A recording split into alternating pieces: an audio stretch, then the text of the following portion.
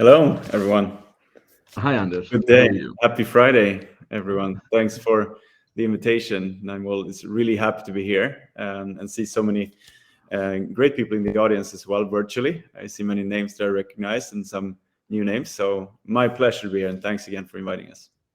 Thank you so much for being here. Anders, we can start a little bit with your own journey into the entrepreneurship and ecosystem space. If we rewind a little bit, how did you become interested in it and what were you doing before this? Yeah. Thanks for that question. I think I'll start all the way back to high school now, I think 25 Mhm. years ago. I was studying at the same time in the same school as Daniel Ek, the Spotify to be founder. And that was a time where so many things are happening. The first IT era, as you can say, here in Sweden, where I'm from, where many companies were built, and eventually a couple of years later things were tough. But it was an era of everything is possible. Myself as well, I was 18, 19 years old and had two startup companies, one web design agency where I was making websites for TV channels and other places that needed websites, and I could code front end, HTML, CSS, and do some UX. So I love that part, but that also triggered us to start a company, a couple of friends and myself at the time, an education tech firm in Sweden called Mimersbrunn, which is still around. We wanted to revolutionize and digitize the Swedish school to enable digital resources as an alternative to the libraries at the time. So I think that was my foray into entrepreneurship, the everything is possible age. We ended up continuing with the company for a few years and had a small but nice exit a few years later. So definitely that's where it started. Then after selling the company, I took a more, you can say, traditional business career. Spent some time in London with Goldman Sachs, and then eventually McKinsey as a consultant, working for a little bit bigger companies on their business challenges in different markets, super exciting times, business models, and industries. So that was good times. Spent a couple of years also with the Swedish firm EF, Education First, at the time, world's largest private education player. Among that, I was 8 years in China, Beijing, Shanghai, and across all of the Chinese cities. Picked up Mandarin Chinese along the way, and I really loved working in China for a good period of time. Then came back, Sweden, spent some time in a fintech startup called Clearo. From almost the beginning, we were a small team when I joined and a medium-sized team when I left 3 years later. So I think all in all, been lucky and fortunate to be part of many successful constellations, building things in different markets and industries. And I think that all together somehow made the move into Antler quite appealing. When Antler started up in 2018, I was contacted by the founder, Magnus, who I think has been on the startup grind as well. And they said, we're going to build up a new model for VC. We see a need in the market across the world, including the Nordics. Would you like to be part of building this up in Europe and the Nordics? And it was a great mix of things I'd done before, building up something from scratch, which was Antlers. Number two, helping the companies build their business up and supporting early stage founders on their journeys. And number three, also investing in the most promising teams and startups. So all things combined felt like the perfect thing to do for me. 4 years later, here we are, and it's been a great, exciting journey so far. And the best is yet to come, and we're still in the early stage. Okay, very interesting. Like what an expansive journey in three different geographies, startup space, mature companies, back to ecosystems, back to startups. So I think it's a lot of connected things. So if we take one of these, let's say, like let's talk about geography. So you have worked in China, you have worked in Sweden, of course, and London. Any similarities or differences you see in culture which are relevant in terms of our discussion on entrepreneurship ecosystems or how entrepreneurs of tomorrow are forming their ideas forward? Great big question. I also spent almost a year in Africa, in Nigeria. Okay, so one more. Spent a year in the US as well in college. So I think I've also there been lucky to see many parts of the world sort of get into the cultures. It's something I really love and get energy from as a person. So any chance I can, I take that. In general, I think most places there's so many similarities between people in in many geographies across the world. I thrive on the differences. I love to see where things are different, both in terms of deep values, but also in terms of artifacts and beliefs and how things are done. And I think that's, as an entrepreneur, is a great way to also find opportunity. We see that at Antler when we bring together what we call groups or cohorts of entrepreneurs, oftentimes from 20, 30 countries all together. It's a very common early realization that someone coming into new markets is, this is something I've seen in my hometown or home.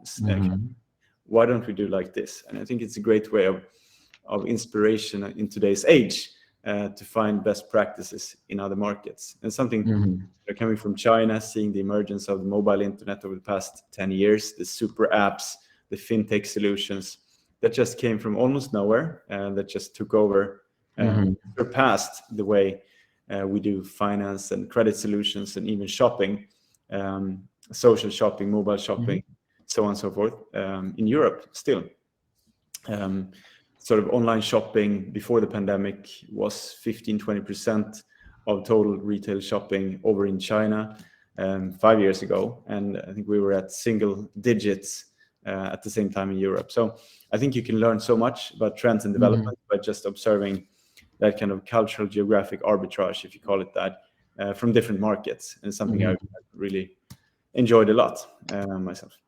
Well, very interesting point, and your point on difference is really spot on, because when you're creating startup, you're always trying to find a difference, like you're trying to enter into a differentiated space, enter a niche, so you can just go in and capture that. And having a variated background gives you that power in terms of seeing things differently. So amazing thing, or an amazing point here for our community, like difference, thrive on that. One more thing, because early in your career also, you talked about being on in creating website and then UX and all that, like 25 years ago. And between then and now, how do you think has it become much easier to be an entrepreneur, to develop your startup idea, or are the dynamics or challenges similar? It's just that entrepreneurship has become bigger. How do you, or was it easier to scale a company at that time because there were few entrepreneurs around, as opposed to now being very competitive? How do you compare the two time zones? Good question. So I think taking Sweden as a quite early developing market in the digital development space, I think there's some factors that made it easier at the time. There were simply fewer startups or companies around. And I remember the time where you, in order to find somewhere to surf on the web, we had internet as one of the first schools when I was in middle school.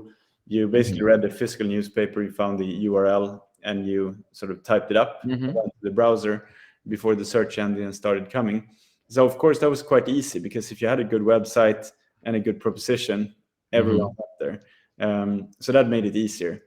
At the same time, if you wanted to scale big, there was much less venture capital, there was much less resources, open source, development resources, modules, discussion forums between entrepreneurs, no startup grind, no Antler, and those kind of things as well that exist. So I think the entire stack for entrepreneurship was, of course, much less built out than it is today. And that makes it much easier today to build a company if you have a good idea and a good team on board. So all in all, to summarize, I think it's much easier in today's age to build a great company and scale it and make it successful than it was 20 years ago or so. Brilliant. Thank you so much for that insight. So you joined it, you talk about being in contact with Magnus and then getting into Antler and now regionally developing.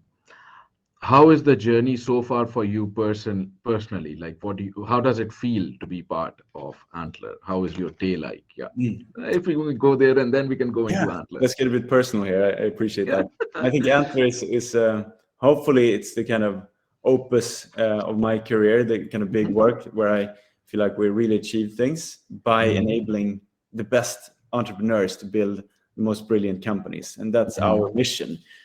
In doing so, solving some of the big problems of today and tomorrow. And that's what we are here to do. And I think that comes first and foremost above everything else. And the same goes for the entrepreneurs we work with. And I think that's an exciting insight, having worked in this space for now a good number of years. But most big, great entrepreneurs come in to solve big problems, and they're excited about the mission that they want to have at the forefront, much rather than looking at the financial potential upside. Entrepreneurship is risky, and the chances of success are always going to be quite slim.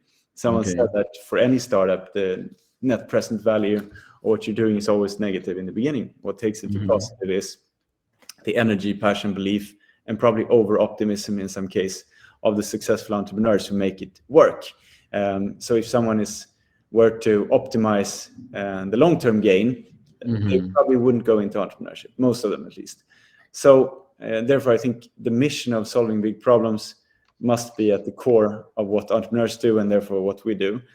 So that gives myself and the team of Antler great energy to see when entrepreneurs come in, find a team, decide on the problem to solve, and then establish a great solution, start building it, getting traction, of course, more resources in terms of funding to scale up and do it in one geography and across the world. So the feeling, back to your question, is fantastic. It's really on the shoulder of so many amazing people that we've had a chance to work with and invest into over the past couple of years. And just imagine one of your slides you had, Naimul, in the beginning is all these people, all the energy of one of your physical events. And that's what we see almost every day, pre-pandemic, during pandemic, and now on Monday again, we started a new cohort.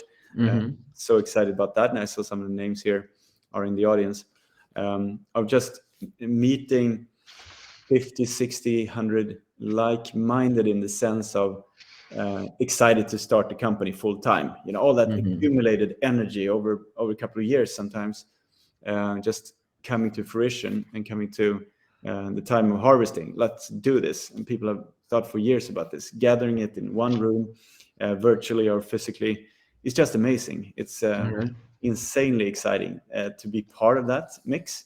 So to the second part of your question, the everyday job. And right now it's a mix of supporting the companies and entrepreneurs starting up right now, for example, on Monday, as a coach, as a masterclass speaker on certain topics, and together with working with the existing portfolio companies and helping them at a later stage of their journey. That's also quite a big part of my time now. Plus, like any startup, fundraising is also important. For us to be able to invest in the best entrepreneurs, we need to also have the resources to do so. So we raised an oversubscribed first fund. This year we'll go out and fundraise a second fund. And that's also quite a big part. And of course, building up the Antler part is also another part of my every week to support, help, coach, enable my team members, and to lead Antler in the Nordics, as well as coordinate on a global level to make sure we build Antler not just as a series of local locations, but actually as a global platform that can create network effects between the different hubs. We now have 17 locations across the world, so that when a startup kicks off in Sweden, Norway, or Denmark, for example, they should know and they should feel like we can help them scale across the world in a smarter, better, and faster way than if they were to go out and explore by themselves. So that's also part of my job, to set up those links between the locations, speak to the partners and see how do we build this into a great platform where startups can tap into scaling internationally in smarter ways. Great point. And you said 17 locations. Do the cohorts still work independently? And then are there any joint networking events that you do? How do you enable them to break the geographical barrier as a global brand now? Much more. When we set off, we were a couple of more separate locations. Right now, more and more are we doing more connections. So for example, in the Nordics, the Oslo, Copenhagen, and Stockholm cohorts start on the same day. Many of the fireside chats and speeches and masterclasses are joint. We bring on some really good speakers, and we make sure that regardless where you sit, you can enjoy them. We also saw in the previous cohorts, some teams were built between two locations. So a CTO in one city met the CEO, for example, in a different city. Sometimes they continue working remotely like that, remote first, company, but sometimes one person is flexible and can move to the other city, which was really exciting to see. So I think today's startups are global first, so to speak, and we see that a lot. And you talked about three synchronous like regions starting at the like, and then we talk about Oslo, Copenhagen, and Stockholm. Is the region very similar, or do you see there are still some differences in terms of early stage startup creation, funding access? Do startups still need to operate?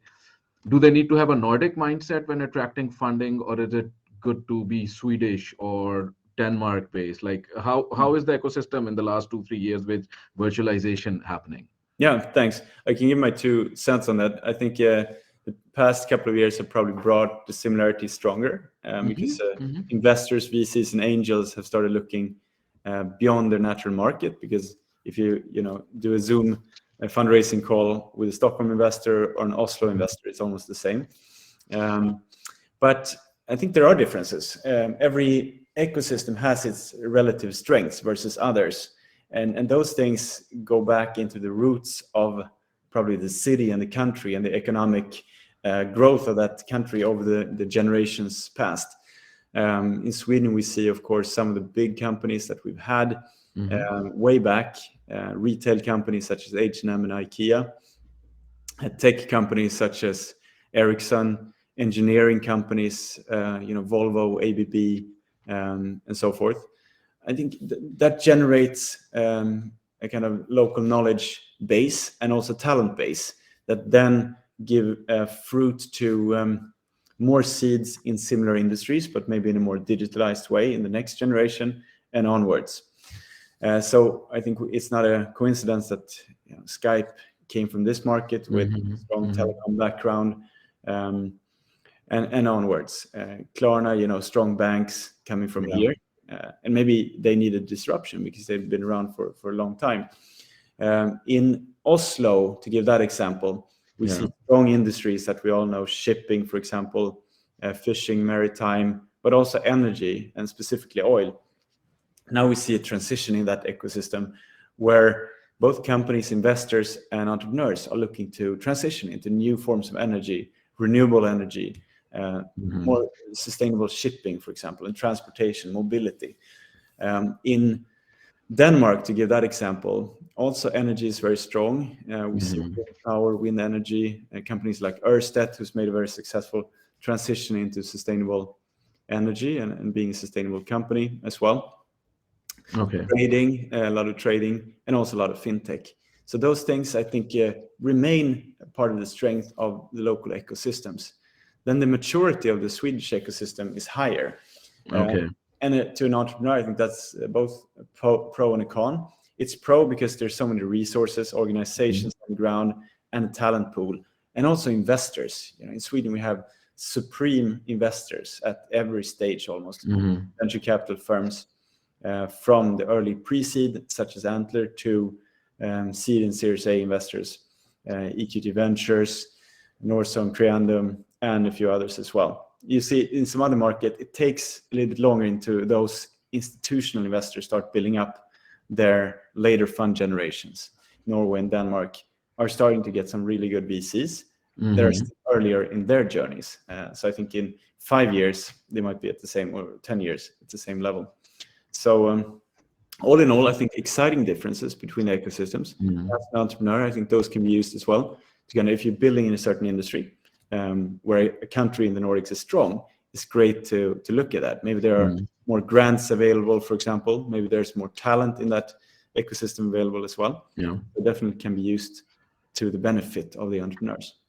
I think very interesting points for our listeners here. You talked about the traditional corporate structure and verticals and legacy verticals and their impact on the startup ecosystem. Like you talked about the maritime and shipping as opposed to banking and others. So that's a great insight into how regional ecosystems can be or are developing, and your insight on the VCs or investment structure more mature in the Swedish market, which means that a regional accelerator can leverage that regional cloud to direct for entrepreneurs to benefit in a different country, even if they're developing a startup somewhere. Coming back to the Antler, 17 locations, and now soon becoming or already a global brand. What sets you apart in the entire ecosystem? There are other accelerators around, there are other VCs around. How would you say, what's the unique positioning for Sure. Antler? I Yeah. think, yeah, depending on where you look, that will differ a bit. But if we look at the Nordics as a Hmm. concrete example, at least, I'd say there are 2 points that makes us different, Hmm. maybe even unique. One is being a venture capital firm at heart. I mean, Antler is an investor. We support Hmm. building up the deal flow in the various cohorts and programs we do. But as an investor, we're probably the earliest venture capital check that a company can receive. Always some Hmm. exceptions, but we invest often a few months after the company is created, and that's our model. We can also invest at a later stage, but the main part of our model is to come in really early when we believe in the team strongly, we believe in they're solving a big problem and they have an interesting solution in the build-up. So few other venture capital firms go in that early. Most of them want to see some traction, want to see some metrics, maybe not revenue, but at least they want to see more proof points. So I think number one is definitely the stage, the early stage Okay. invest as an institutional VC investor. The second part would be the global network. We talked about it. Hmm. Many firms today are starting to build up a second location or a third, maybe fourth location. Not so many VCs have 17 locations around the world. And of course, bringing this to the benefit of the founders that we back, to be able for them to unleash talent in a new market, capital acquisition in a new market, knocking on the doors of B2B clients in a new market, or access the global portfolio of 450 startups that we now have invested into. That is also a benefit to the entrepreneurs. So I'd say early stage, earlier than other investors in the Nordics.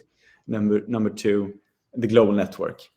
Talent, of course, is super close to our heart. We speak every year in the Nordics to several thousand people, potential entrepreneurs that are either have started building a company or are looking to start building a company. Either way, we try to see if we can support them on their journeys, and we, go through a series of interviews and assessment methodologies, and some percent of the people we speak with, we end up working with, and some others we help connect to startups in our portfolio or present to other opportunities. So we try to really be a talent first VC in how we work. Okay. Very interesting for our community. Just summarizing, really early and really global. And in global, it's about talent, capital, and business access or the corporate partners access. So That's good right. points. Coming and focusing a little bit more on the talent side. When you select people for your cohort to build amazing companies going forward, do they need to have a strong idea or a really, or they need to be a good professional with, because you, when we talked earlier, like 10 minutes ago, when we were talking, you used the word energy and momentum a lot. Like, what is it idea at an early stage, which is the primary kind of a decision point for you guys to kind of, okay, now this person is in, that other is not in? Is it the idea, or is it that you measure something else? Like, what is your measurement? Actually, it's When actually it's a not. black box, we do. Yeah, it's actually not the idea. Okay. It's more the person, the intrinsics, and Okay. the previous experience. Most of the people we bring in have 10 years experience or more, not Okay. exclusively, but around that time. So it's mainly what they've done, but also what they want to do next. Okay. Are the people open-minded and have learned from their experiences? And that's super exciting. And then some people have ideas, and if they're Hmm. exciting ideas or at least problems that they want to solve, that's super good, and that's very exciting.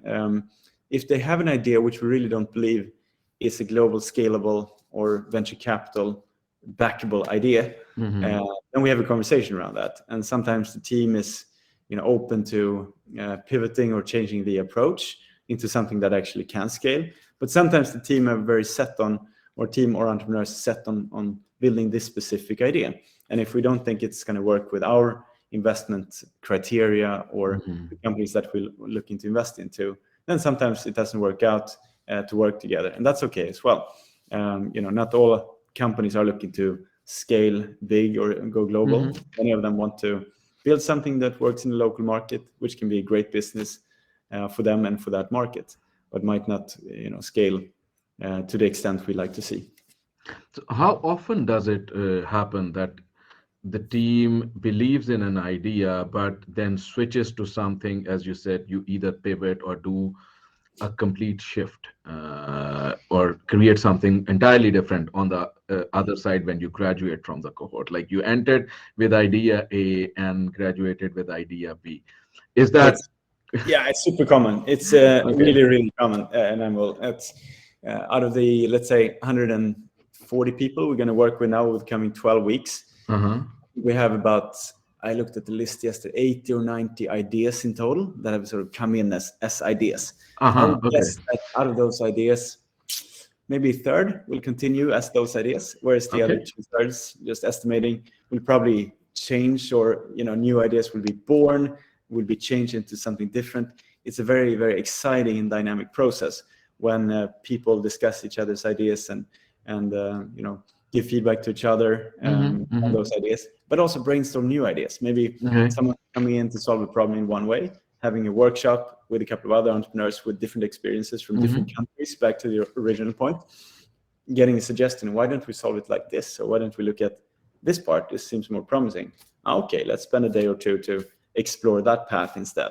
So a lot happens in this 12 weeks, like a lot. And that's a super exciting process to be part of and to observe and support. So it's a lot of new ideas that are born. So eventually, what I hear from you is, and I've coached some entrepreneurs who have been part of your previous programs or planning to apply, and some who graduated. Is it that the teams get formed during the process? Like, is it the common way Antler works, that people enter, teams get formed, and a sustainable business goes out? Is that the throughput and output? How does that work? When we started, it was almost exclusively 3 years ago, individual entrepreneurs coming to Antler to meet the team to find a co-founder. And this is still a big part of what we do and a big part of the value add, but it's not the exclusive route to take. We now have more and more really early stage teams. Let's say they've been around for 6 months or around that time, that see value in coming in and perhaps adding a third co-founder to the team, or perhaps accessing that global network or advisory network or resource stack that we can offer to startups. So our idea is basically to be a full stack of startup support and resources. So in the same way as if you're building a tech solution, you need a back end and front end stack of different tools and resources and modules to fast track your building. The same way we want to be the full stack for the startup team to supercharge them. And in doing so, that can be an existing team that comes in that needs to add someone to the team, or they're already an existing full team, startup team. But it can also be individual entrepreneurs who come to us to meet the CEO or a CTO or a different role. Does that happen in the same cohort that you get in, or is that a separate program that you have? No, it's actually the same. It's the same, and we found a good way to adjust for no matter what's your exact starting point. It's more like a palette of resources, I would say, that are, some are more relevant for others and some are more relevant to different teams. Now I have two parallel questions. I don't know where will we take the first cut. Let's say, so in terms of an entrepreneur, like what kind of values you have seen over time which makes somebody more predictable to be successful with their idea? And likewise, the second part of this question would be in terms of teams, like what kind of values, what kind of attributes make them successful. But let's start with the entrepreneurs. And what you have seen in Nordics or this region, what kind of values, attributes, how people work? Great question.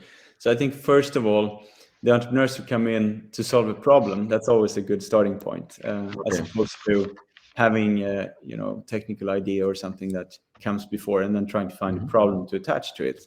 That could work, the latter could work, but more success rate if you're coming in to solve a big problem, and then the idea of a solution is secondary to the problem itself, because then there's that passion. If the solution number one doesn't work, they will change course, take a different direction into solution number two, and not stop until the problem is solved. And we really see that in the companies we build. So that's number one. And I think also it gives, the motivation is bigger than to just have my technical solution succeeding. It's really to solve that problem no matter what. And that attitude, like there's no plan B attitude, I'm going to solve this no matter how long it takes or how hard it takes. That's really a good success trait that we can see. Okay. And I think slightly connected to that, having a bit of a risk appetite is always good, of course, for entrepreneurs to have. Even if I think our model lowers the risk a bit to enable more people to join the route in life as an entrepreneur, coming from bigger companies, perhaps. There's so many amazing people working for bigger companies and SMEs, small, medium enterprises, that really want to build a company, that they walk around, every day, every week, think about ideas, would like to start, but not really sure how to do it or if it works. We would like to lower the risk barrier for some of these amazing people to actually solve big problems.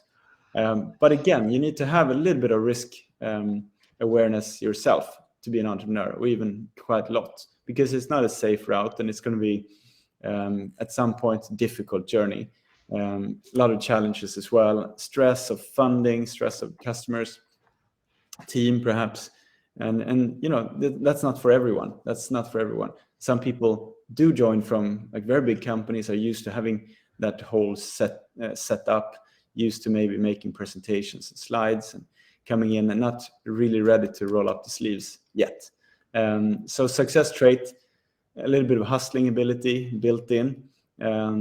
Sometimes it is that person that has been misplaced in the big organization that just feels like I should start a company instead, and that works really well. But sometimes they're more comfortable in a big organization with the resources and the work-life balance and whatever that means. So risk awareness and problem focus as opposed to solution focus.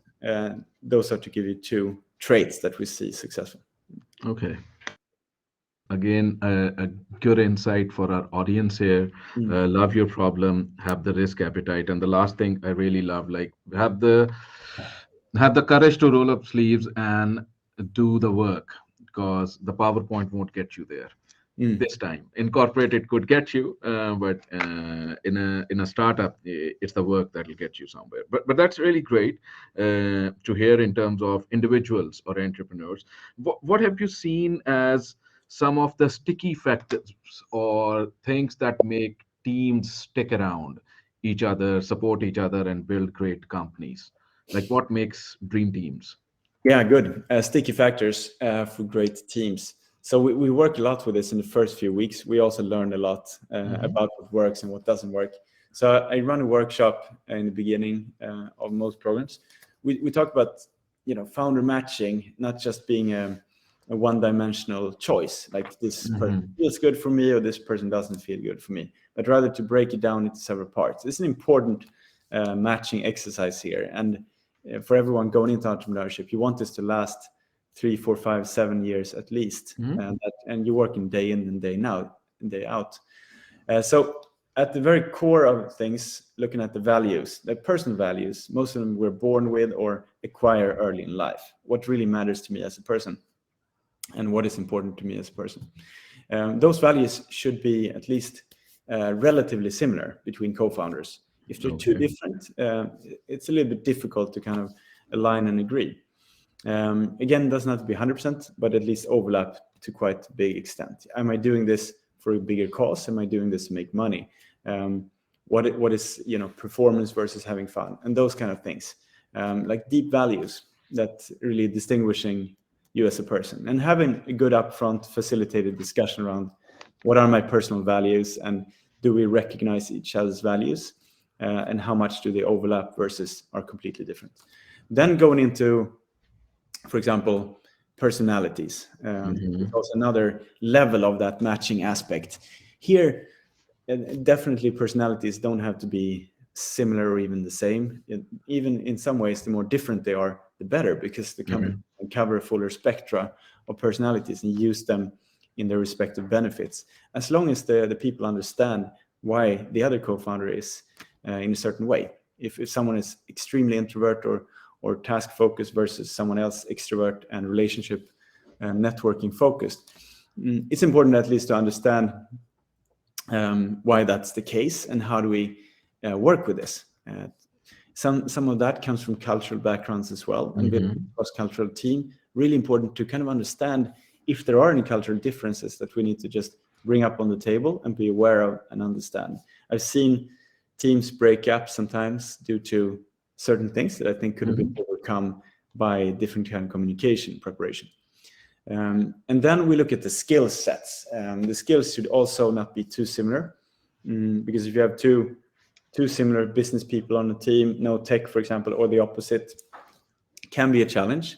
You still need to cover a big palette of responsibilities in those early 6 to 12 months. You need to fundraise, build a product, acquire customers, build a team, so on and so forth. That require really different skill sets. And you only have 100% equity to share. So you can't have 7 people oftentimes on a startup founding team, but rather 2, 3, maybe 4.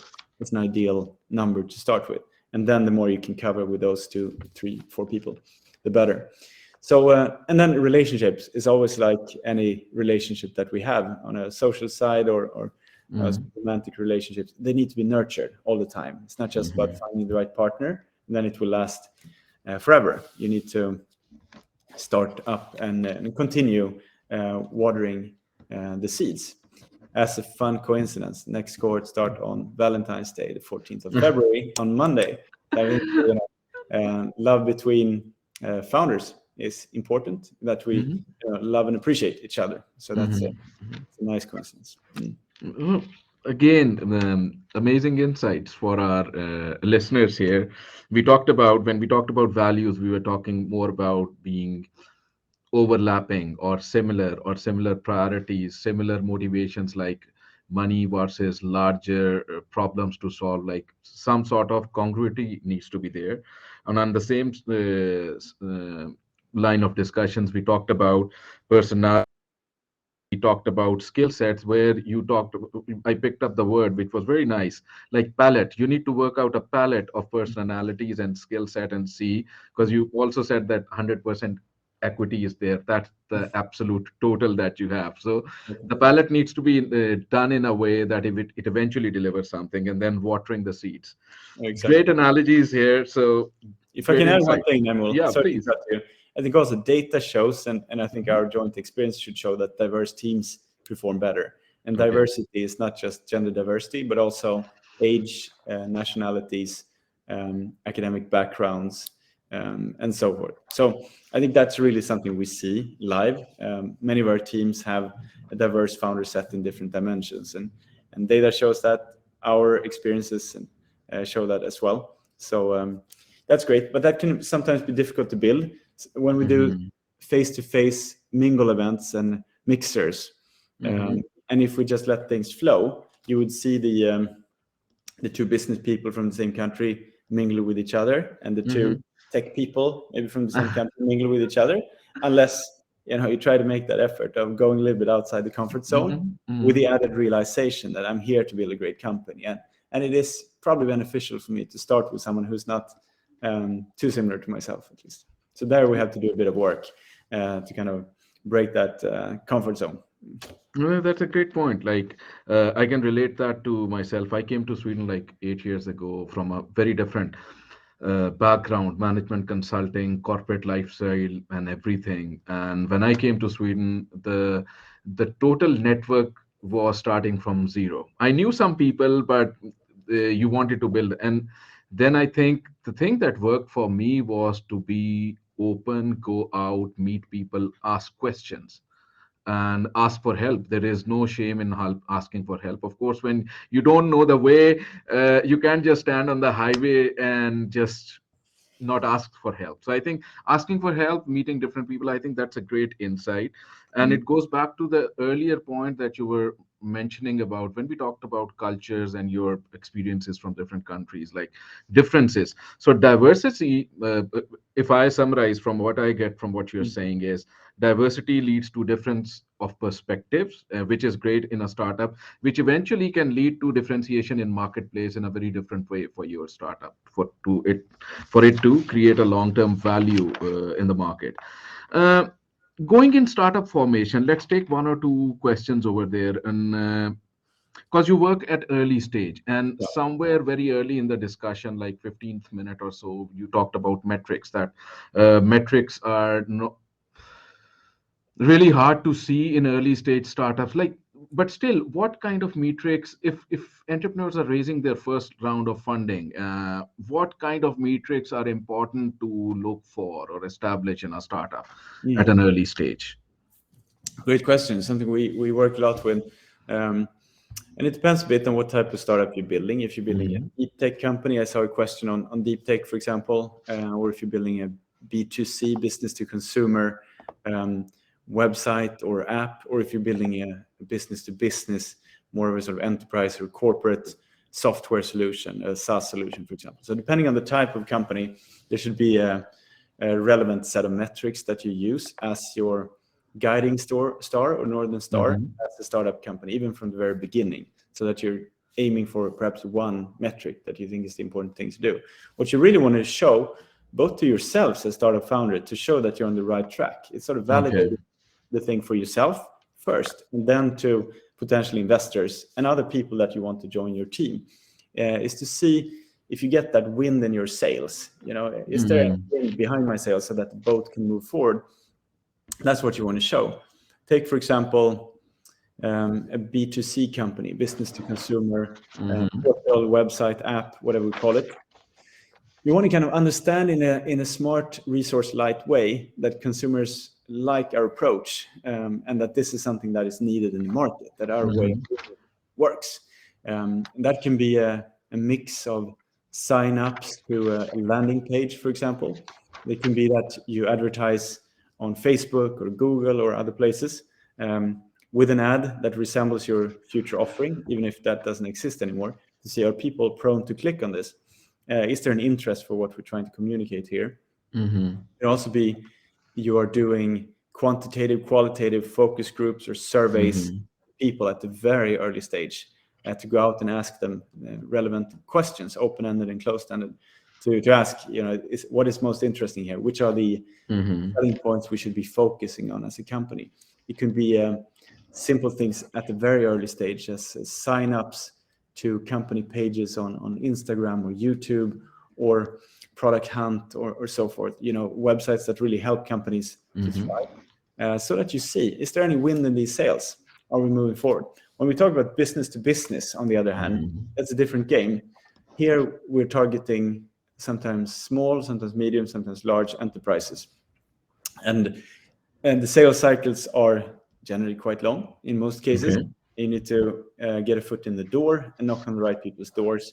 And there it's good to, of course, approach the right people, getting interest from those organizations that you're intending to sell to at some point, and validating that intent or interest through, for example, letters of intent. It could be pilot testing schemes or setups that you're trying to run, user testing, internal focus groups in these organizations, or eventually like successful pilots that you actually carry through and get good feedback on and repeat purchase from as well, or retention from. When it comes to things like deep tech, I think maybe you're not even there. Maybe the solution will take 1 or 2 years, back to some question before. So the validation will probably come from other areas as well, on a more technical side.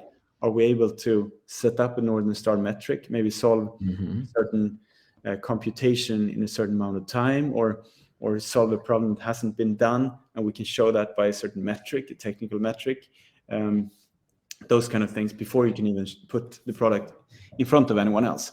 So in summary, and it depends a lot on what kind of company you're in, and how to validate that at the early stage. what is clear for all of them is that it's important to do so, to make sure that the team isn't just working 6 months, a year, 2 years on something without that steering or that compass or target showing that, okay, we're actually on the right track. Yeah. Yeah, great. So you've painted the full circle. So I think you have put validation in center. So very interesting point for our listener. Validation is the key thing here. And you started with discussing that first validate for yourself. Like you need to have, you need to be sure that you're standing on something. It's first principle of sales. And then you talked about the B2C, where like validate if there is wind behind the sail. So that's a great metaphor or analogy. And on B2B side, again, summarizing here from what Anders said, is validate the intent at a very early stage in the B2B. And very interesting to know, because you also brought in deep tech, like validate the technical side. So I think validation being in the key, in the center, that's the circle to go with, depending on what your idea is. Great insight so far. Let's turn to some of our audience questions. Let's see, I have something here from Adriana. Can you please explain a bit, how do you work with promoting diversity and inclusion in the funding teams that are accepted in the program? Good. So I think it's a couple of things. First of all, ensuring that we have cohorts and mixes of people that are diverse on several dimensions as possible. The first one, I think, to achieving results is to measure the right things and track things. So we do look at, from the very first step of scouting or bringing a cohort together, we look at this on a weekly and daily basis, on how many people from different countries do we have, how many men versus women do we have in the cohort, how many tech versus non-tech, what's the average age, background, education. We try to track these things to make sure that the composition is fair and sound overall. So measuring is key. When we see that the composition isn't in line with what we want to do, we can say, okay, let's pause the recruitment or scouting of a certain type of profile and focus more on different types of profiles. And that's something we do. And sometimes we have to spend more time bringing in certain backgrounds than others. And then we have to do that. So I think that's how we do to bring a cohort together. And it's not a certain percentage on the exact percentage point that we need to get, but as an overall cohort, it needs to be well represented from different angles.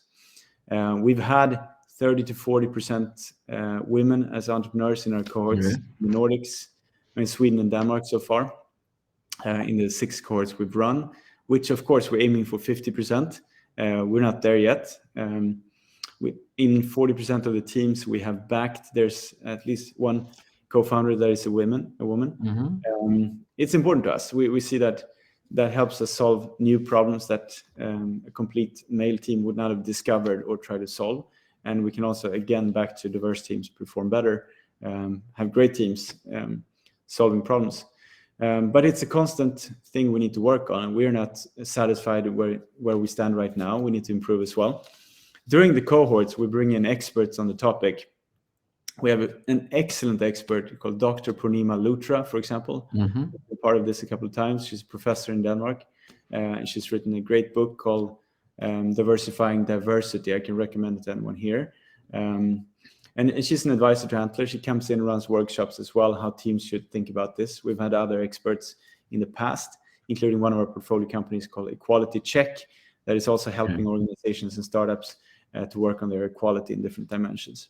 So can surely do more, and feel free to give us more feedback and inspiration and ideas on the topic. It's like a constant priority for us as well as most companies today. Great. Thank you, Anders. We have a supplementary question on teams. How does Antler support companies when it comes to actual tools and structures for building a strong team and an adaptable and learning organization? Do you use any tools? So that, I think, is the question. Yeah, good. I mean, the very concrete part, the hard part of that answer is we have a talent network. People have applied to Antler who said, I want to be part of this network, and given their consent to be searchable and indexable, where we feel like this is a great person to have in the network. We help our startups to access some of those talents when they need to grow and continue building. And this is something we're continuously developing as an internal product so that teams can access the talent that they need. This is a core challenge that we have. Then we run workshops on the topic as well. How do you form teams? What is important? Scaling workshops with the coaches. How should the organization look over time? Which are the necessary roles to bring in, and in at what stage? How do we incentivize these roles in the best possible way so that we can really bring on top talent? Most companies don't have the money they need to recruit the people they need. So that's a bit of a paradox. So how do you overcome that? By setting up the right type of employee stock option programs, warrants, and other type of solutions for startups, which are quite difficult things for anyone if we haven't done it a couple of times. Now we've done it a few hundred times, and it's still tricky sometimes, but it's still hopefully we can shortcut some of the time otherwise spent. Excellent. We have around 3 minutes or so, so I'll try to go rapid on the next ones. So we have a question maybe on verticals. So this is coming from Scott Carroll. Does Antler have a special module for consumer or B2B climate space? We have built a successful prototype that builds inclusive change in climate space using the latest data, XR, and film techniques. Great. Short answer. Yes, we do. Let's talk. Send me an email. Especially in Copenhagen and Oslo, we're focusing a lot on renewable energy and climate tech at large, both software and hardware mixed. Stockholm also welcome, of course. But in those two cities, we have a specified cohort. Brilliant. So Anders, if you could give audience a contact information for Antler, where they can reach out to you on chat, that'll be great. I'll do that. And just to comment on that, right now we're kicking off on Monday, it's 3 days away. We do have 4 seats available for that cohort. We had a couple of drop-offs yesterday due to COVID situations. So if anyone's sort of either gotten started and wants to kick it off on Monday already, there is still a slim chance. So feel free to reach out if that's the case. Otherwise, we start next time in August, end of August 2022. So I see Sukul has put in an email. Is that the correct one? Yeah, that's right. Thanks, okay. Sukul. Perfect. Thank you, Sukul. A couple of quick questions on Antler in general. Maybe you can answer them quickly. Sure. Thomas Holmstrand has asked, what is Antler's own business model?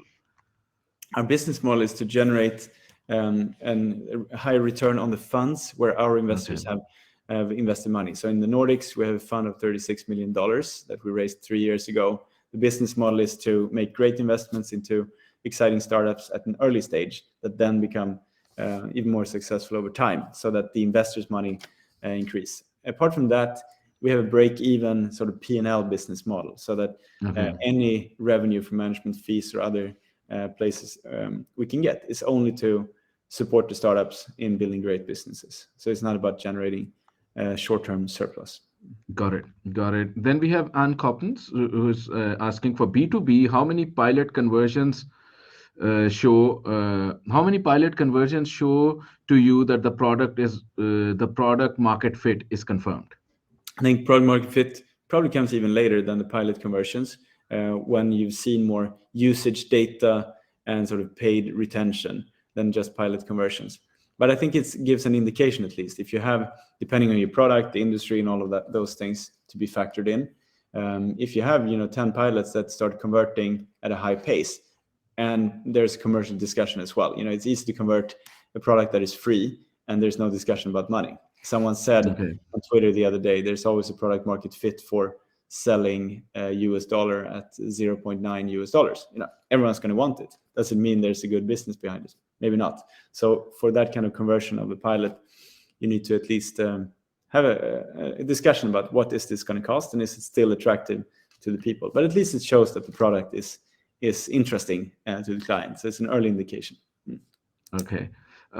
We are at so it's a race against time. I don't know if you have a couple of minutes. We can probably take 1 or 2 more, or how it goes for you. Fine for me. Yeah. Okay. So first, so there's a journal question while I sort the next ones. Which of your locations are performing best? Is it like in the 17 places that you have? Yeah. Good question. And I think the earliest locations, you're starting to see more progress. Singapore, Stockholm, those were the two first locations. Sydney also one of the first locations. We see more mature companies from here, and many of them are doing really well. So I think it's so far a factor of how long the location has been around. But we also see many of the newer locations doing extremely well. So I think it is, so far so good on all the locations where we've operated. Luckily, knock on wood and everything. But especially in the Nordics, things are going very well. Okay, now I'll summarize Simon Fossen's question here, which says, do you see common, clear predictors of early stage company failure? Like, is there a way to predict failure? Great question as well. I mean, I think the reasons for why companies fail, team is one. If the team doesn't cooperate well or even break up, that can be one predictor. Or that doesn't always have to mean the company will fail. Sometimes we can get a new co-founder on board, but that's one. Like cooperation among the team is definitely one.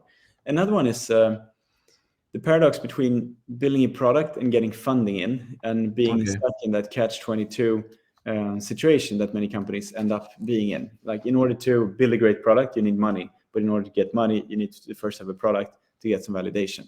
So that's a bit of a catch-22 or paradox, if you will. That happens to many companies. That they simply don't have enough resources or runway to build good enough product to make a dent or to make an impact. And they can't raise that money because the product isn't good. So sort of planning that from the very beginning, what are the metrics I can show? How can I make a lo-fi mock-up or a simple version of the product, which is still useful and still helpful to show that I'm on the right track. So trying to build too complicated product from the beginning without the funding to do so is also a challenging situation to be in. Then I think another one is being too late on trends. We saw in the situation with voice networks, for example, voice social networks, Clubhouse coming up. Lots of startups start building an audio-based social network. Is a great way to get a quick exit.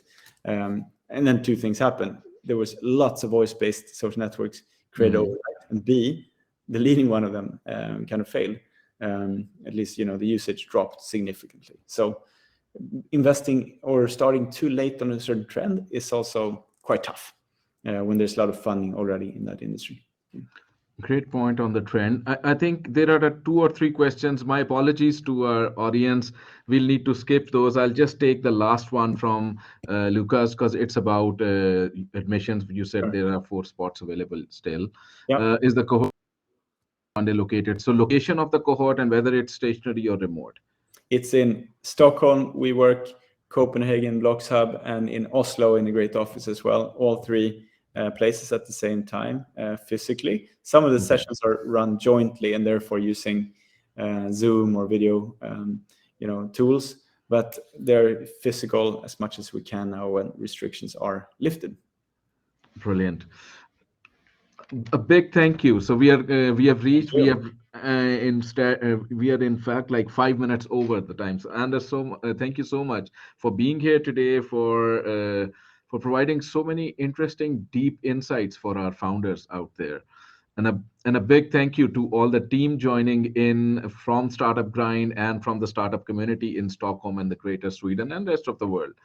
Can I say thank you, Naimul, to you and to Startup Grind as well. Being a great company, having attended this fireside together, and so many great speakers you're bringing together, and you're filling a very important role in the ecosystem. So thanks for the opportunity to be part of this. Really appreciate that.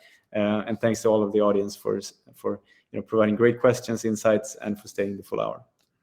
Thank you so much. Really appreciate that, Anders. And you have Anders' email over here. If you are a startup planning to apply to Antler, exactly now is the time for those 4 spots. That's right. Thank you so much. Have a nice weekend, everyone. Take care. Bye-bye. Bye.